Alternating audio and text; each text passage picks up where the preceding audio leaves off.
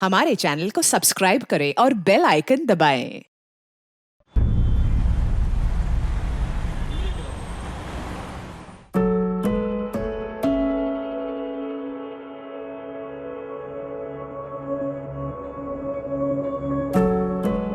My self Manisha.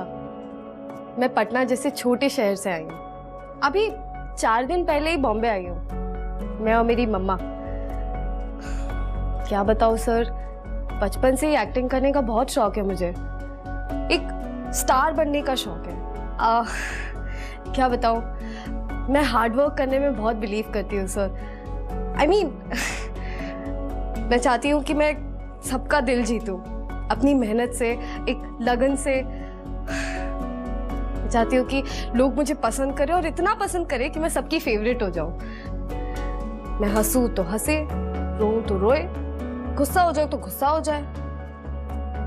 और जब मैं मर जाऊं ना सर, तो मैं चाहती हूँ कि लाखों की तादाद में लोग आए मुझे देखने के लिए, शोक मनाए, इतना रोए जैसे कि मेरी फैमिली रो रही है। बड़े अजीब सपने हैं तुम्हारे। है तो सर, पर जो है यही है।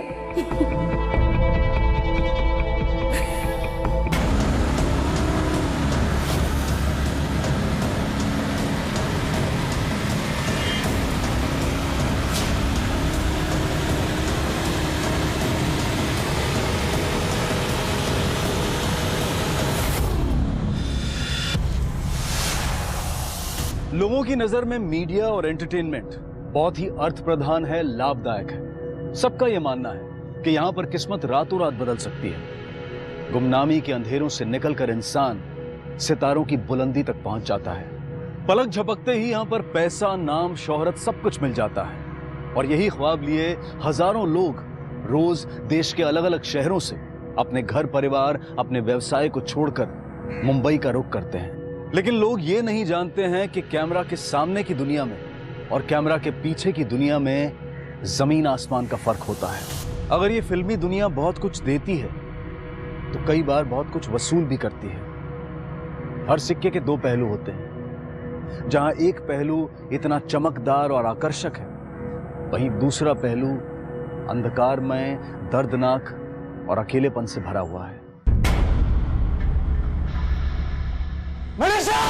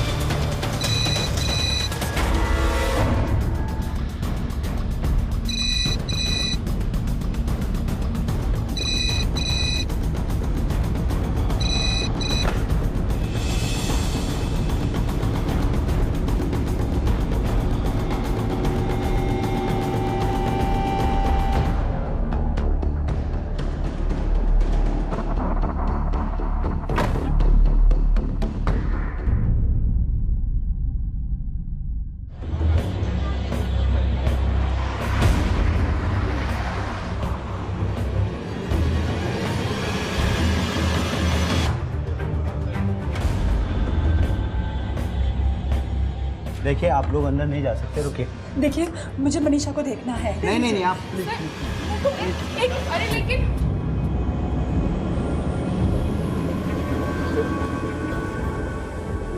कुछ पता चला कैसे हुआ? I just heard it. यार, यहाँ कोई कुछ बताने को तैयार नहीं है। वो सुसाइड नहीं कर सकती है रोमी। I know. सर, कुछ और बात है।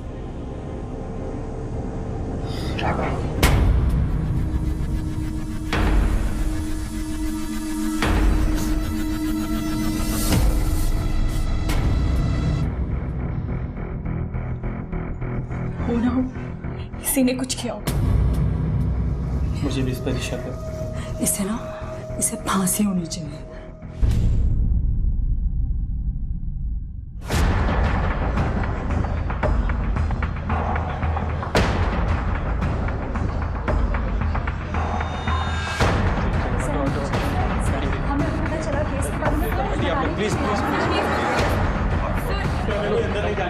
शांत रहिए। देखिए हमें भी अभी पता चला, हम ऐसे कुछ नहीं बोल सकते। आप एक बार पता तो करिए। कोशिश कर रहे हैं सर, हम कोशिश कर रहे हैं, प्लीज आप चुप रहिए। On the face of it ये सुसाइड केस लगता है। एक्ट्रेस है ये डॉक्टर, मीडिया काफी इंटरेस्ट ले रही है इस केस में। पोस्टमार्टम में किसी भी तरह की लापरवाही नहीं होनी चाहिए, क्योंकि अगर गलत खबर बाहर गई तो र्यूमर्स फैलने के ज्यादा चांसेस हैं। बाय द वे, इसकी बॉडी को लाया कौन था? सर पता चला है कि इसका बॉयफ्रेंड राघव, उसी ने सबसे पहले बॉडी को देखा था। और वो राघव अब है कहाँ? सर वो इसे यहाँ छोड़ के चला गया। मनीषा के दोस्तों से उसका नंबर मिला, फोन ट्राई कर रहा हूँ लेकिन लग नहीं रहा है।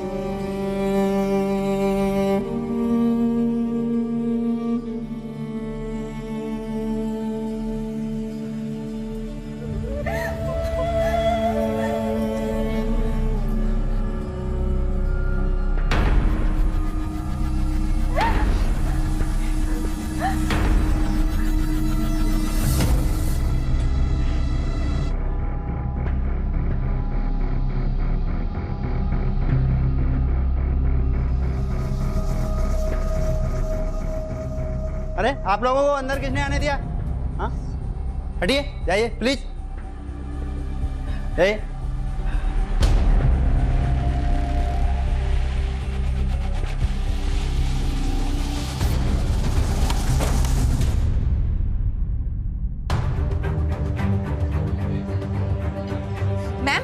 मैम आप कुछ बोलेंगी? आपकी फ्रेंड ने Please excuse us for a while, please.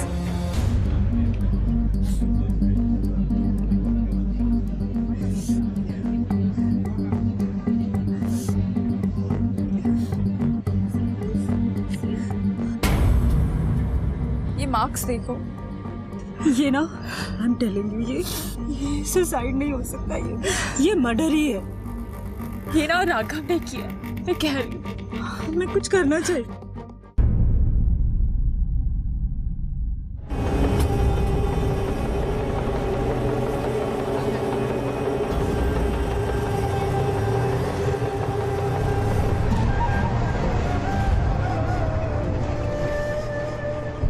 मैं मनीषा की माँ हूँ। मैम आपकी बेटी ने इतना बड़ा कदम क्यों उठाया? मैम आप कुछ बोलना चाहिए।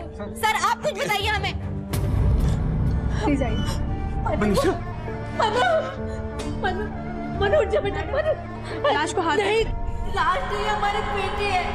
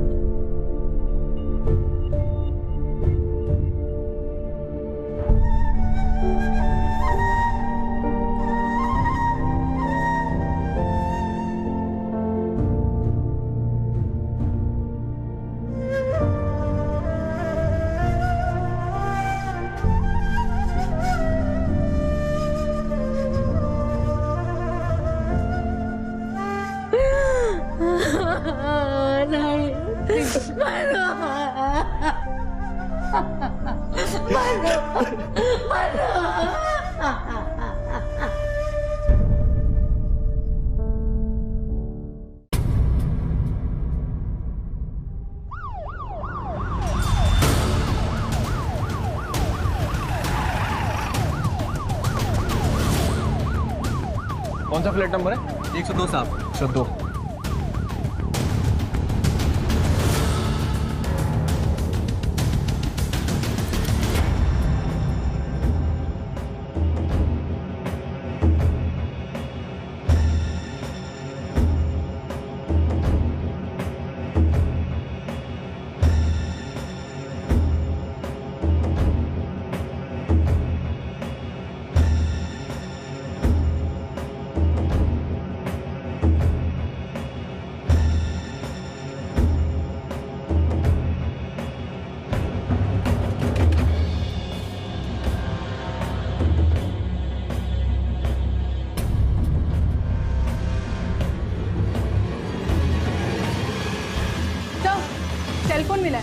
ऑन करो। सर लॉक है। टेक्निकल डिपार्टमेंट भेजो, ऑन करवाओ। Sure sir. और इसे रखो।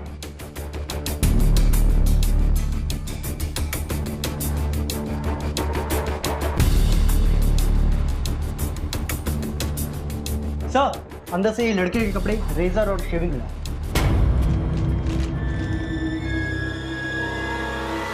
राघव साहब अकेले आए थे, करीब शाम के 4-5 बज रहे होंगे साहब।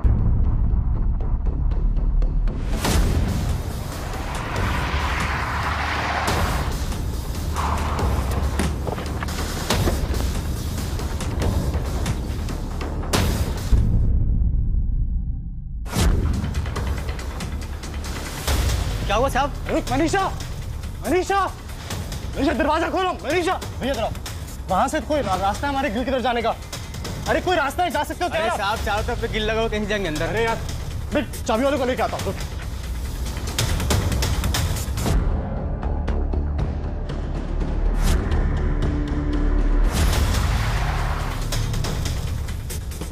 भैया जल्दी चलो, जल्दी चलो, जल्दी चलो।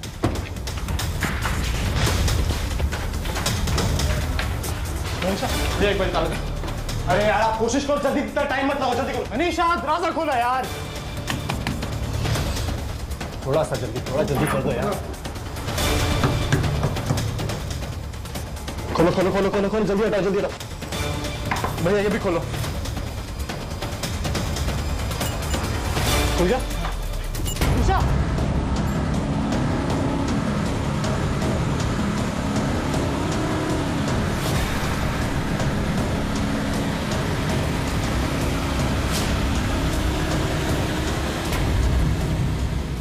और जैसे गेट खोला तो देखा तो मनीषा मैडम पंखे से, सर चाबी वाला यहीं पास के मार्केट में बैठता है। साहब मैंने तो सिर्फ जाकर दरवाज़ा खोला था, और हाँ साहब बाद में साहब के साथ दुपट्टा काटने में मदद की थी। उसके बाद साहब मेरे को कुछ नहीं मालूम।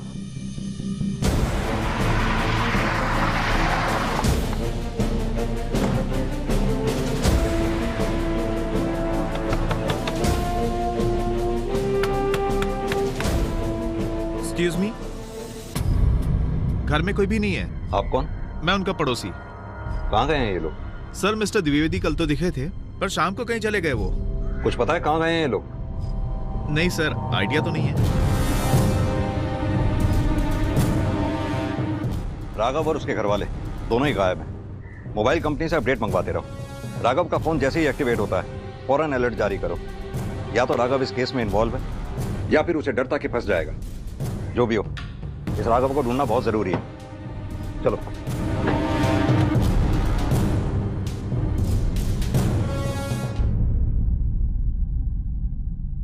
क्यों किया होगा ये सोच सोच कर ही हम पागल हो रहे हैं। ऐसा कुछ था ही नहीं, फिर अचानक ही। पहले से ही टैलेंटेड थी वो। बचपन में सीधा स्टेज पर जाकर बिना किसी झिझक, बिना किसी डर के एकदम नेचुरल। हमने भी उसे हमेशा बढ़ावा दिया, सपोर्ट किया उसका। 18 साल की उम्र में उसे पहला ब्रेक मिला। हमने सोचा अब काम के सिलसिले में मुंबई रहना होगा, इसलिए मैंने भी शिफ्ट कर लिया। अकेली बच्ची को कैसे छोड़ते। अच्छा लगता था हमें, हमारी बेटी सबकी फेवरेट हो गई।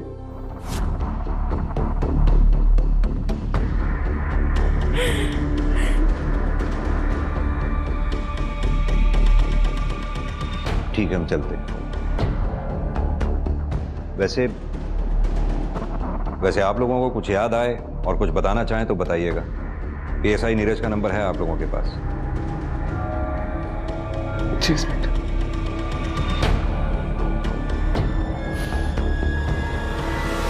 न्याय की मांग जायज है, लेकिन अक्सर इस फिराक में चाहते ना चाहते हुए पीड़ित और उसकी पीड़ा का मजाक बन जाता है। किसी दुर्घटना के प्रति संवेदनशीलता व्यक्त करने की बजाय सनसनी की होड़ में मीडिया उसे एक तमाशे में तब्दील कर बैठता है। अच्छी लड़की थी, फिल्म लाइन वालों से सोसाइटी में प्रॉब्लम होती है, इसलिए मैंने ही फ्लैट दिलाया था उसे।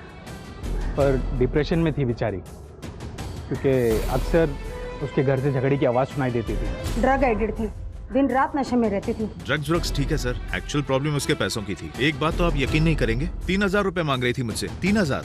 मैंने तो सुना है पैसे के लिए धंधा भी करती थी। मनीषा वो सुसाइड कर ही नहीं सकती, फ्रेंड थी वो मेरी। ये सब उसके बॉयफ्रेंड राघव का किया हुआ है। हर कोई जासूस बनकर अपनी अधूरी तहकीकात के बेसिस पर लांछन लगाने लगता है, बेबुनियाद अटकलें करने लगता है।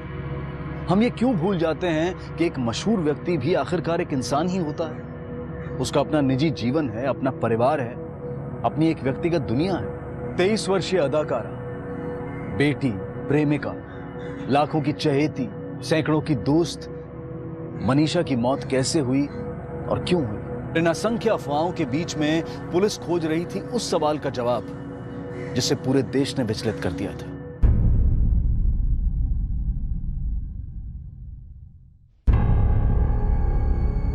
जबरदस्ती या स्ट्रगल के कोई निशान नहीं है। लिगेचर मार्क्स, लिप्स, जुबान का बेस नीला पड़ गया है, स्लाइटली एलोंगेटेड नेक। क्लियर है सुसाइड केस है। डॉक्टर, क्या ऐसी पॉसिबिलिटी है कि मनीषा को किसी और ने लटकाया हो? Not possible. और ये मार्क्स, ये तो कुछ ताजे लग रहे हैं। ये सूजन के मार्क्स, ये स्वेलिंग मरने के बाद के हैं। बॉडी को नीचे उतारते वक्त या फिर हैंडल करते वक्त लगे होंगे। और ये जो जॉज के नीचे निशान है और पेट के बगल में जो निशान है वो काफी पुरानी इंजरीज के निशान हैं। यही कोई 4-5 महीने पहले के हैं। मीडिया में इस तरह की बातें फैल रही हैं कि मनीषा ड्रग्स एडिक्ट थी। मुझे नहीं लगता कि वो ड्रग एडिक्ट थी। अगर ऐसा होता तो हमें पोस्टमार्टम में जरूर दिखता। वैसे बॉडी में अल्कोहल के ट्रेसेस भी हैं। सर, इसके पड़ोसी और गार्ड ने बताया था कि पिछली रात किसके घर में पार्टी हुई थी। और वो दवाइयाँ जो मनीषा के घर से मिली थी, उसे हम चेक कर रहे हैं। शायद हो सकता है कि उसने डिप्रेशन के लिए लिया हो। एक बार डिटेल रिपोर्ट आ जाने दीजिए, हम आपको क्लियरली कह देंगे। ठीक है डॉक्टर। ओके। सर, बहुत कॉमन केस है। सेलिब्रिटी थी ना, इसलिए मीडिया और लोग तरह तरह की बातें कर रहे हैं। ड्रग लेती थी, ये करती थी, वो करती थी। प्रॉब्लम ये नहीं है नीरज, प्रॉब्लम ये है कि इस केस में सबको बयान देने का शौक है। इन बयानों पे हम रिलाई ही नहीं कर सकते। कौन सच बोल रहा है, कौन झूठ बोल रहा है, कौन सिर्फ अंदाजे से बयान दे रहा है, कुछ भी कह पाना मुश्किल है।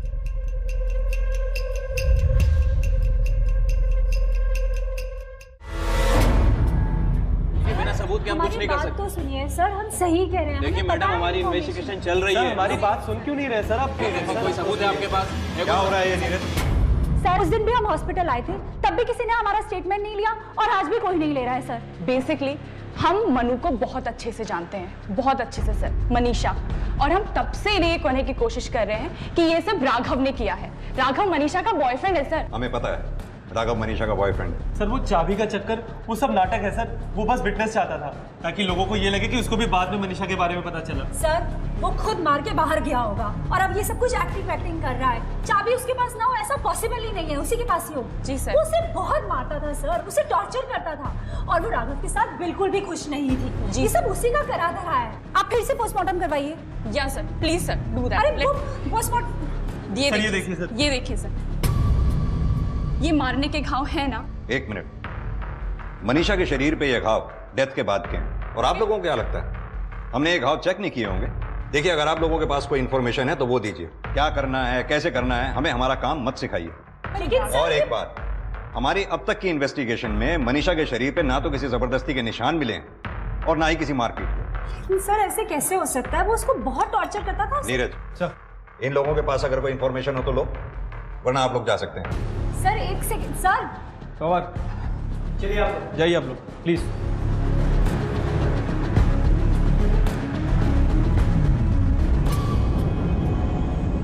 व्हाट द हेल यार, यहाँ कोई कुछ कर ही नहीं रहा है। इनको पता है कि मीडिया की नजर है इन पर, इसलिए ये लोग इन्वेस्टिगेशन का सिर्फ ड्रामा कर रहे हैं। But we must do something for Manisha. Listen, एक काम करते हैं, हमें प्रेस कॉन्फ्रेंस बुलानी चाहिए। इनफैक्ट मैं तो कहती हूँ उसके मॉम डैड को भी बुलाते हैं, वो आएंगे तो ज्यादा इफेक्ट पड़ेगा। सही कह रही हो।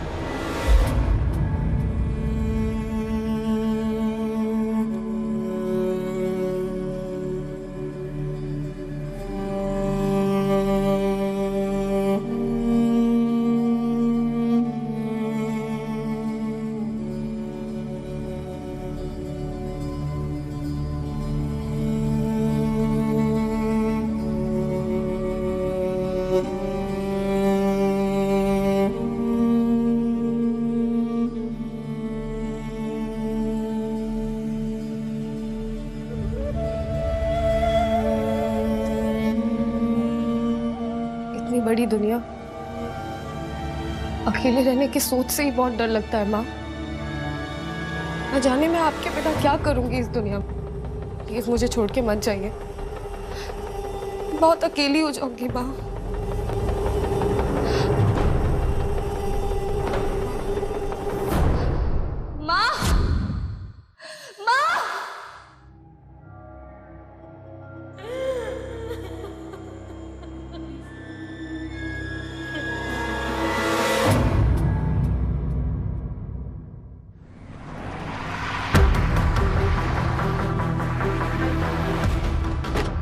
सर, मनीषा के फाइनेंशियल स्टेटमेंट को चेक किया। सर, उसे पैसों की प्रॉब्लम तो थी, लेकिन इतनी भी नहीं। नीरज, ये मनीषा के इनकम पैटर्न देखकर क्या लगता है तुम्हें? ये जो लोग उसके प्रोस्टिट्यूशन की बातें कर रहे हैं, कहीं ऐसा तो नहीं इसी वजह से उसके पछतावे में आकर उसने सुसाइड कर लिया? नहीं सर, मनीषा की जितनी भी इनकम हुई है सभी को वैलिडेट किया। सर, सारे के सारे पैसे किसी ना किसी असाइनमेंट के बदले प्रोटेक्शन कंपनी के थ्रू ही आए हैं। और सर, रही बात प्रोस्टिट्यूशन की, तो मैंने इस एंगल में भी काम किया है। मनीषा के गार्ड और पड़ोसी, इनसे भी बात की है। सर, उन्हें नहीं लगता कि मनीषा इस तरह की लड़की है। सर, टीवी पर न्यूज़ देखिए।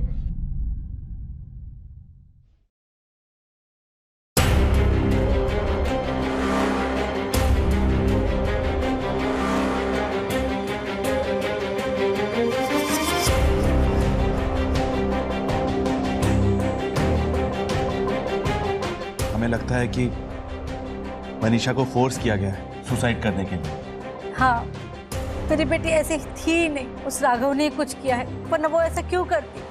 क्या आपने पुलिस को कुछ बताया है इसके बारे में? पुलिस क्या कर लेगी?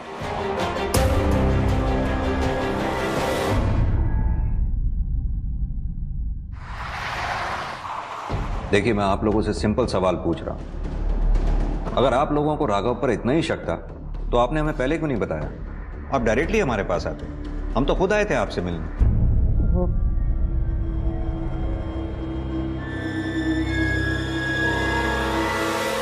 तब नहीं बताई तो क्या हुआ, अब तो बता रहे हैं ना, क्या फर्क पड़ता है इससे? देखिए, हमें इनसे बात करने दीजिए, आप प्लीज चुप रहिए। प्रीति, चलिए प्लीज चलिए। मैं बिल्कुल ठीक बात कह रही हूँ, आप लोग मेरी बात ढंग से सुन नहीं प्लीज आप रहे। जाइए।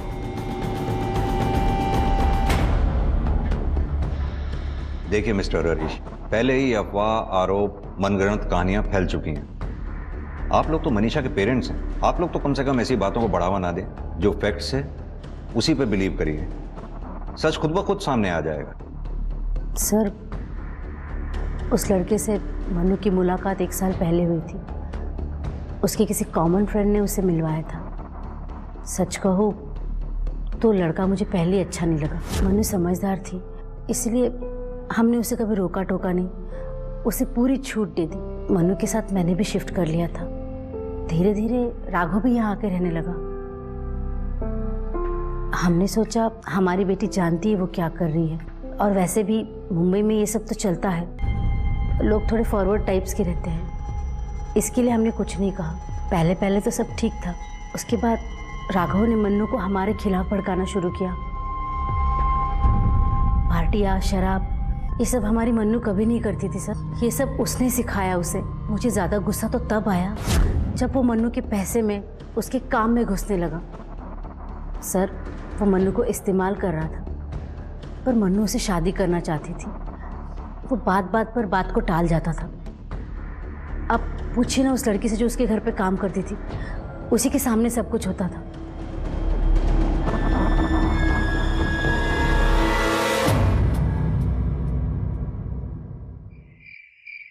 अच्छे आदमी नहीं थे राघव साहब, वो मैडम को कहाँ खुश रखते थे, जब देखो तब उन्हें मारा ही करते थे। तुमने कभी राघव को देखा मनीषा को मारते हुए?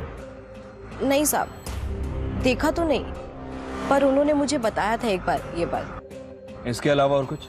मैडम बहुत प्यार करती थी साहब से, यहाँ तक कि वो उनसे शादी भी करना चाहती थी, पर राघव साहब जब भी ये बात सुनते थे वो हमेशा टाल दिया करते थे। शायद से उनकी कोई गर्लफ्रेंड थी, मैंने ऐसा सुना था उनको झगड़ते टाइम। ठीक है, आप जा सकती हो।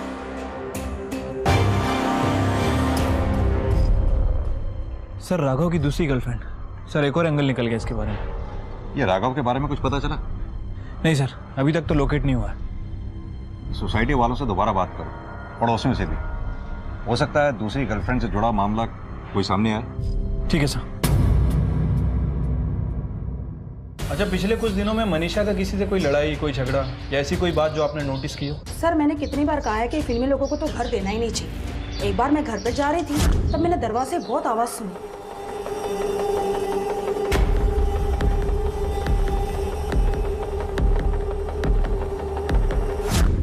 Thank you.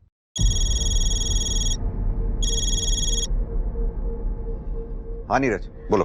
सर, माला और पड़ोसियों ने राघव की जिस एक्स गर्लफ्रेंड के बारे में बताया था सर, उसका पता चल गया। सर, विद्या कपूर नाम है उसका। एड्रेस भी मिल गया और मैं वहीं जा रहा हूँ। उसे बात करो और मुझे इन्फॉर्म करो। Okay sir. राघव मेरा एक्स बॉयफ्रेंड था और वो जो झगड़ा हुआ था वो ऑलमोस्ट 6-7 महीने पहले की बात है। उसके बाद तो सब कुछ ठीक भी हो गया था। इनफैक्ट हम अच्छे दोस्त भी बन गए थे। और जिस दिन मनीषा ने, उसके जस्ट एक रात पहले हम सब उसी के घर पर थे। एक्चुअली वहाँ पार्टी थी। अगर हमारे भी झगड़ा हुआ होता तो मुझे क्यों बुलाती? और रही बात मनीषा और राघव की, तो उन दोनों में भी सब कुछ ठीक था, तभी तो साथ रह रहे थे। जिस रात घर में पार्टी थी, उस रात कितने बजे निकली आप वहाँ से? कुछ सुबह के 7 बजे होंगे और तभी भी मनीषा बहुत अच्छे मूड में थी। मुझे तो एक सेकंड के लिए भी नहीं लगा था कि कुछ ही घंटों में वो यूं अपने आप को।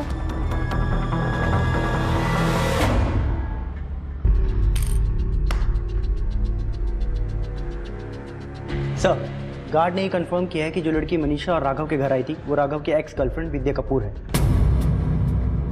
सर, मनीषा का बॉयफ्रेंड राघव अपने लॉयर के साथ आया है। सर, ये बहुत डिस्टर्ब था और काफी टूट चुका था। ऊपर से मीडिया का ये सर्कस, मुझे पता था ऐसा कुछ होगा, इसलिए से कुछ समय के लिए दूर लेकर चले गए थे। अपसेट था सिर्फ इसलिए दूर ले गए थे या फिर मीडिया में देखकर अपना बयान बदल सके इसलिए? सर, मीडिया के बारे में तो आप जानते ही हैं, सब अटकलें लगा रहे हैं। किसी के पास कोई ठोस इन्फॉर्मेशन नहीं है। वैसे भी कुछ लोग स्पॉटलाइट में आना चाहते हैं, कुछ लोग तो इसे मर्डर भी बता रहे हैं, लेकिन किसी में कोई सच्चाई नहीं है। आप जानते हैं, मेरे बेटे को बचाना भी था ना, इसे दूर लेकर चला गया था। और हम सच ढूंढ निकालना चाहते हैं। बाहर मीडिया में क्या हो रहा है, इससे इन्वेस्टिगेशन का कोई लेना देना नहीं। राघव, हम तुमसे सीधा जानना चाहते हैं। सर, झूठ बोल रहे हैं सर सबके सब। सर, जिस तरह से उसके दोस्त हॉस्पिटल मुझे देख रहे थे ना, सर मैं तभी समझ गया था कि वो मुझे फंसाने वाले हैं। इसलिए जब न्यूज़ मिली कि मनीषा नहीं रही, मैं इमीडिएटली उसके पेरेंट्स को इन्फॉर्म करके वहाँ से चला गया। सर, मेरी लाइफ तो पूरी एक सेकंड में ख़राब हो गई। उस दिन एग्जैक्टली क्या हुआ था वो बताओ। सर, 7 बजे तक हमारे घर में पार्टी चल रही थी। उसके बाद सब लोग चले गए, हम सो गए। फिर कुछ 3:30 बजे के आसपास मैं उठा।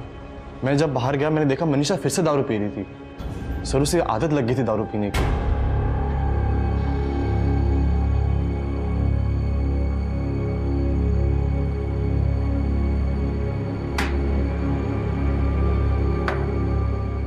मनीषा, तुम क्या कर रहे हो? पी रही हो, दिखाई नहीं दे रहा? अरे यार, 3:30 बज रहा, अभी 7 बजे पार्टी खत्म हुई, तूने फिर शुरू कर दिए। अब तुम मुझे सिखाओगे कि मुझे अपनी लाइफ कैसे जीनी चाहिए? अरे लाइफ नहीं सिखा रहा हूँ यार, तुझे बस बोल रहा अभी। मेरे पैसे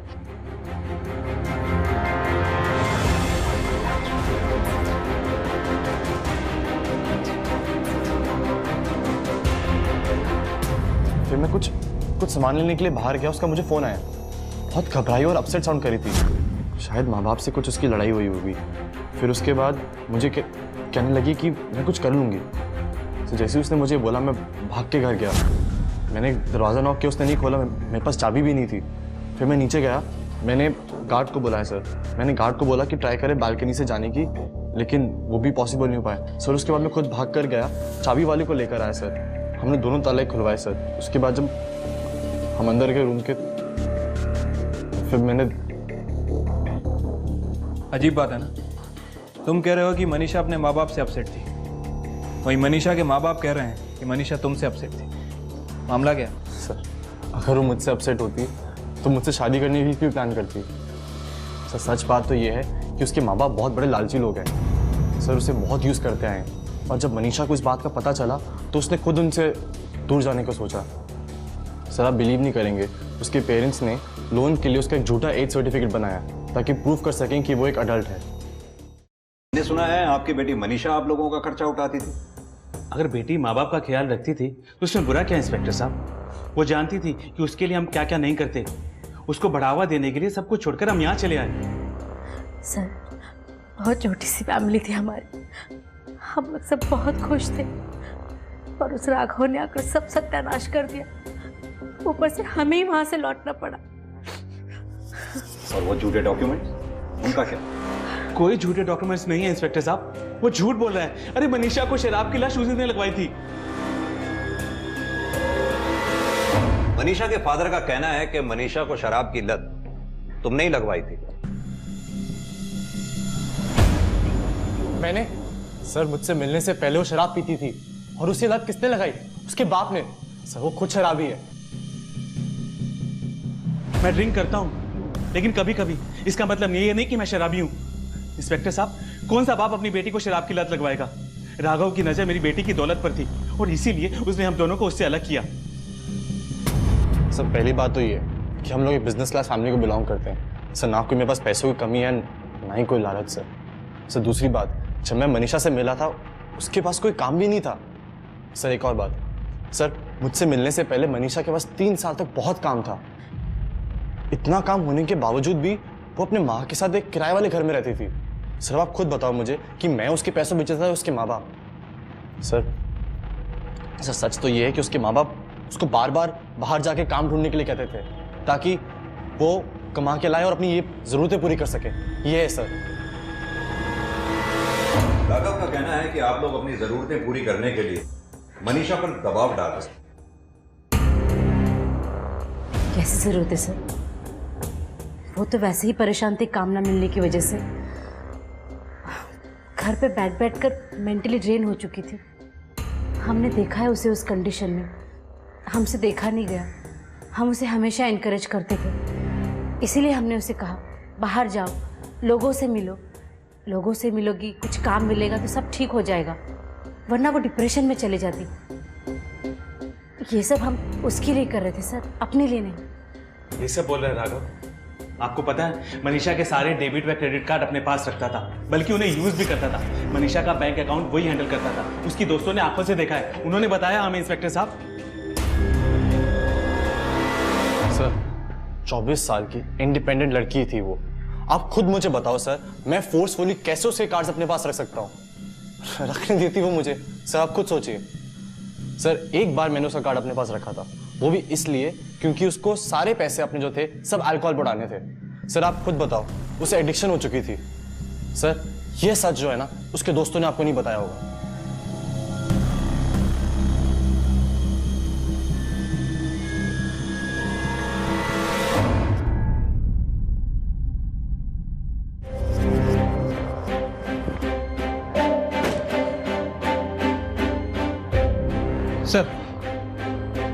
सर, मनीषा सुसाइड केस के चलते राघव के बारे में कुछ और बातें पता चली हैं। कैसी बात? सर, ये राघव छोटे मोटे फ्रॉड किया करता था और सारी औरतों से इसने 2 लाख से लेकर 3 लाख रुपए तक उधार ले रखे हैं बिजनेस के नाम पे, लेकिन उनके पैसे वापस नहीं किए।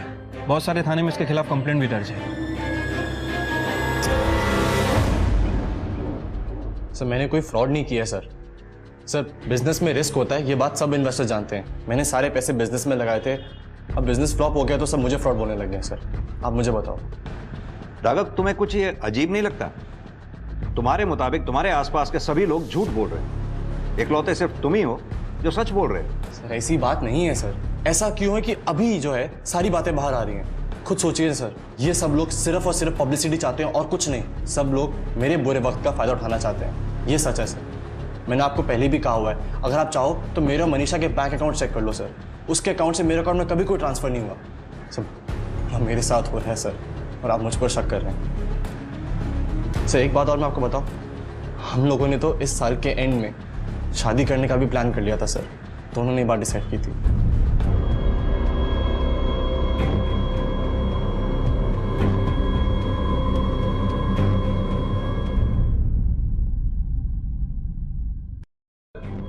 मनीषा की फाइनल पोस्टमार्टम रिपोर्ट। सर, इसके हिसाब से मनीषा ने 2 महीने पहले अबॉर्शन करवाया था।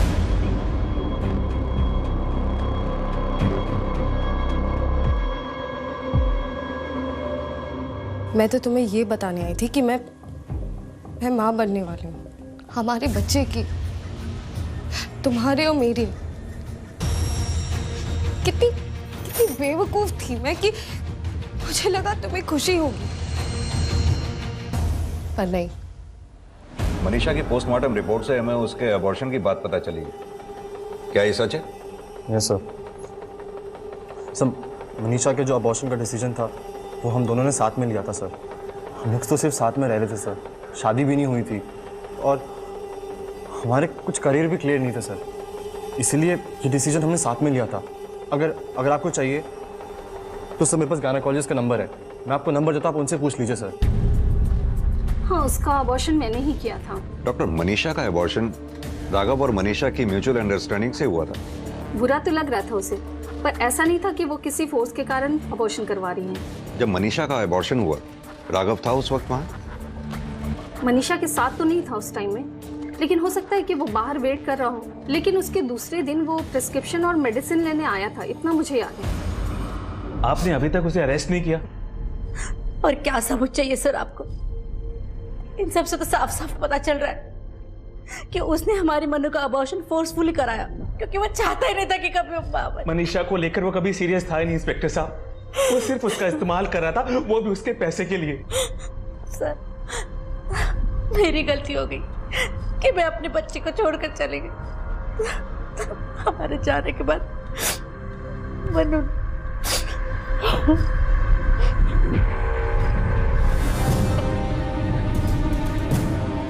एक्चुअली वो वैसी थी नहीं, बहुत सीधी सादी थी, लेकिन उसके साथ के लोगों ने उसे बहुत उकसाया और उसका दिमाग खराब कर दिया। जब पीक पे थी ना तो इतने नखरे करती थी, इतना घमंड करती थी, इसलिए तो उसको शो से निकाल दिया हमने। जिस काम ने इतना कुछ दिया था, पैसा, स्टेटस, फेम, उसको इग्नोर करने लगी। प्यार वार के चक्कर में बुरा हुआ उनके साथ, पैसे कम थे, काम नहीं था, इसीलिए टेंशन में वो शराब पीने लगी। इंडस्ट्री में बात फैल गई कि बहुत टेंट्रम है, परेशान करती हैं। प्रोड्यूसर तो कोई बस काम ही नहीं देना चाहता था उसे, और पैसे भी शायद कुछ ज्यादा ही डिमांड करती थी। मैंने खुद से उसे बहुत सारे कॉन्टेक्ट्स दिए, ऑडिशन पर भी जाकर नखरे करती थी, स्क्रिप्ट पर भी ध्यान नहीं देती थी, फिर तो मैंने कान पकड़ लिया। स्मॉल टाउन से आने वाली लड़कियों की यही प्रॉब्लम होती है, पार्टी करना, गाड़ियों में घूमना, इस वजह से उन लोगों का काम पे से ध्यान हट जाता है। और जब मैं मर जाऊं ना सर, तो मैं चाहती हूँ कि लाखों की तादाद में लोग आए मुझे देखने के लिए, शोक मनाए, इतना रोए जैसे कि मेरी फैमिली रो रही है।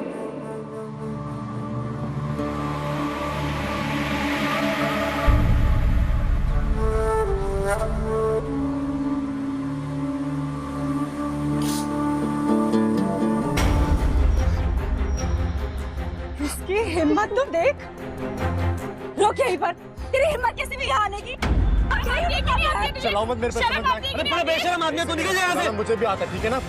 निकल यहाँ से। अरे बड़ा बेशरम आदमी है, तू निकल यहाँ से। 1 मिनट, शांत हो जाइए, शांत हो जाइए, नीरज। बेशरम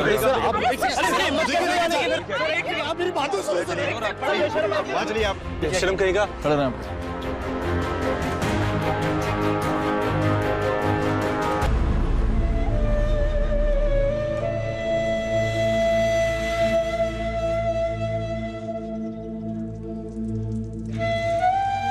मनीषा की मौत असल में सिर्फ एक बार हुई, लेकिन इस जांच के दौरान मीडिया द्वारा उसे कई बार मारा गया। उसके नाम को, उसकी छवि को तहस नहस किया गया, उस पर कीचड़ उछाला गया। और सबसे दयनीय बात तो यह है कि अपना पक्ष रखने के लिए इस वक्त वो यहां मौजूद नहीं है। अगर हम किसी मृत व्यक्ति का सम्मान नहीं कर सकते, आदर नहीं कर सकते, तो कम से कम उसका तिरस्कार तो ना करें।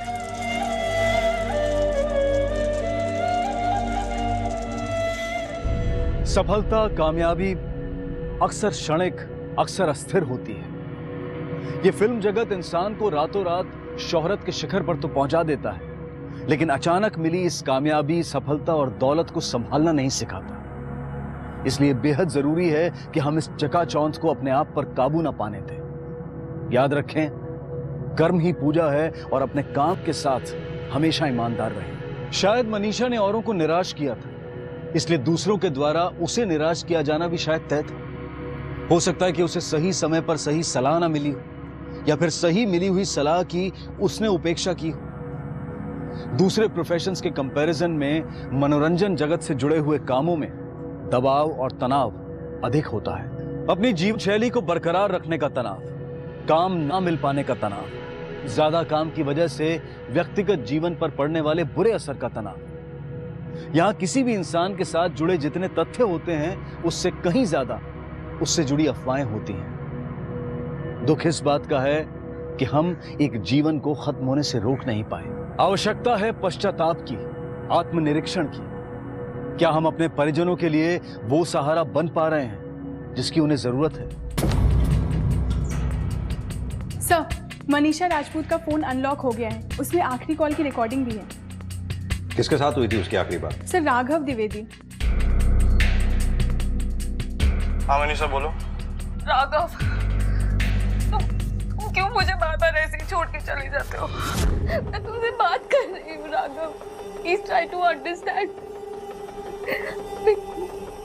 मुझ पे उंगलियां उठ रही है, मेरे कैरेक्टर पे उंगलियां उठ रही है, मम्मा पापा को भी धमकी मिल रही है। अरे क्या हो गया तुम्हें यार? इतनी छोटी सी बात को इतना बड़ा इशू क्यों बना रही हो तुम? छोटी बात? माय फुट छोटी बात? तुम्हारे लिए होगी छोटी बात, समझ गए? मेरे लिए नहीं है छोटी बात। मैंने अपनी इज्जत कमाई है राघव, ये तुम्हारे लिए छोटी बात है क्योंकि तुम्हारा ईगो बड़ा है। Hello hello Raghav, hello.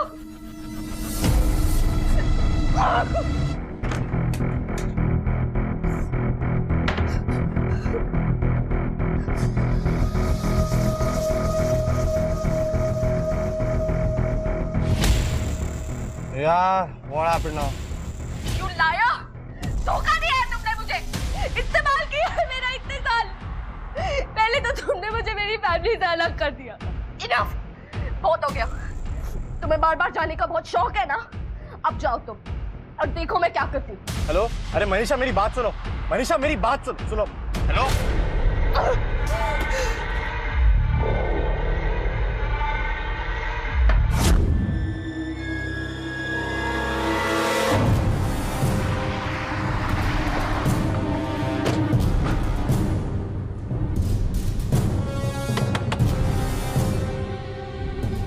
Raghav कहाँ है? हमारे पास राघव का रेस्टोरेंट है। कहाँ है वो? रेस्टोरेंट? हटी। अरे यस, क्या? सर्च करो।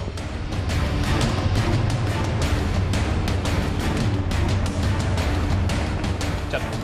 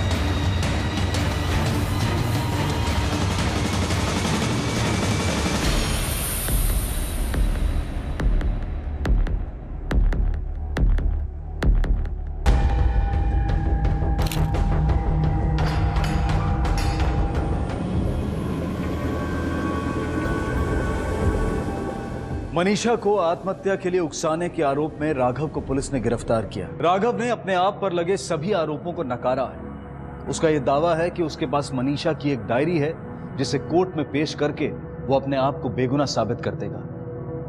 राघव के वकीलों के अनुसार राघव ने किसी भी प्रकार से मनीषा को आत्महत्या के लिए नहीं उकसाया है। राघव दोषी है या बेगुनाह ये हम नहीं जानते। हम ये भी नहीं जानते हैं कि कोर्ट का क्या फैसला होगा, लेकिन हम ये जानते हैं कि मनीषा के साथ जो कुछ भी हुआ वो अत्यंत दुखद है। कहीं ना कहीं इस हादसे के लिए हम सब भी जिम्मेदार हैं। सफलता की सीढ़ियां चढ़ते इंसान का हम अभिवादन करते हैं, लेकिन जब वही व्यक्ति नाकाम होता है तो हम उसे ठुकरा देते हैं, उसे छोटा साबित करके उस पर हंसते हैं। और ये सिर्फ फिल्म जगत का ही नहीं बल्कि दूसरे प्रोफेशंस का भी सच यही है। हम अपने परिजनों, अपने परिवार, अपने दोस्तों, अपने साथियों के लिए वो सहारा बनने में नाकाम हो जाते हैं जिसकी उन्हें जरूरत होती है। और खासकर तब जब वो अपने जीवन में एक मुश्किल दौर से गुजर रहे हों। कृपया जिंदगी में किसी भी बुरे दौर से गुजर रहे व्यक्ति से मुंह ना मोड़ें, उनका साथ दें, उन्हें सही सलाह दें, उनकी मदद करें। और अगर आप खुद किसी मुश्किल दौर से गुजर रहे हैं तो अपनों की सलाह लें, उन्हें आपकी सहायता का मौका दें, क्योंकि आत्महत्या किसी समस्या का समाधान नहीं बल्कि खुद एक समस्या है। इसी विचार के साथ अब मैं अनूप सोनी आपसे विदा लेता हूं। फिर मुलाकात होगी अगले एपिसोड में एक और चौंका देने वाले केस के साथ। तब तक अपना और अपने परिवार का ख्याल रखें और देखते रहें क्राइम पेट्रोल डायल 100। सबक एक को, सीख हम सबको। जय। For more updates, subscribe to our channel, click the show links and enjoy watching the videos.